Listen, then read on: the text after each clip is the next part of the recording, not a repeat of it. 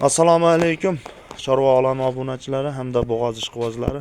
Mana bugun sizlarga Namangan viloyati To'raqo'rg'on tumanidan o'zimizning xonadondan sotilgan bo'g'oz molimizni sizlar uchun ko'rsatyapmiz akalar.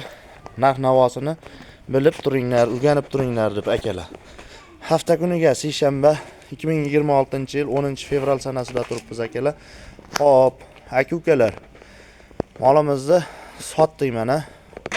Qo'qon Yaypanga bitta olamal sotuvdik. O'sha akamizga yana bitta qilib beringlar dedilar. Yana bitta qilib berdik akalar. Bu molimizni Qo'qon Yaypanga 1.20 edi bo'yi, 6 oylik bo'g'oz. Hop, 24.700.000 ga sotildi akalar. Dastavkasi ham har doimgidek bizdan. Bo'yi 1.20, kurashchi chiqmagan 6 oylik bo'g'oz akalar. Mana har doimgidek o'ralgan mashinada shofyor akamiz keldilar, xizmatdalar. Mana akalar. Hop, mashinani akalar mana har doimgidek xlorlarni sevib, juda chiroyli holatda yuklayapsiz. Seping xlorni. Mana.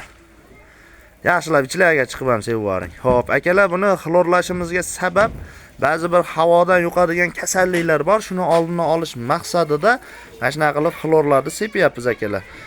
Bizda xudo xolasa unday kasallik yo'q-u, oldini olib qo'ygan ma'qul. Hop, aka-ukalar, bu havodan yuqadigan kasallikka hech kim javob bermagan. Biz ham shular qatorida javob bermaymiz akalar. Havodan yuqadigan kasallikka garantiyamiz yo'q. Shuning uchun oldini olib mana xlorlab, dezinfeksiyalab chiqaryapmiz akalar.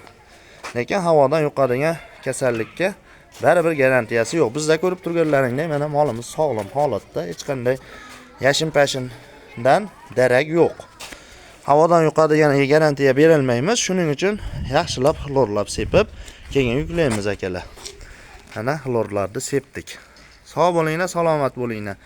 Yeb ichishga garantiya beramiz, lekin havodan yuqadigan kasallikka garantiya berilmaymiz akalar. Hamma molimizni ham shunday deb sotyapmiz. Sog' bo'linglar, salomat bo'linglar. Keyingi videolarda, keyingi efirlarda ko'rishguncha. Bugun ham xudo xolasa efirimiz bor. Kechki soat 7 da boshlaymiz.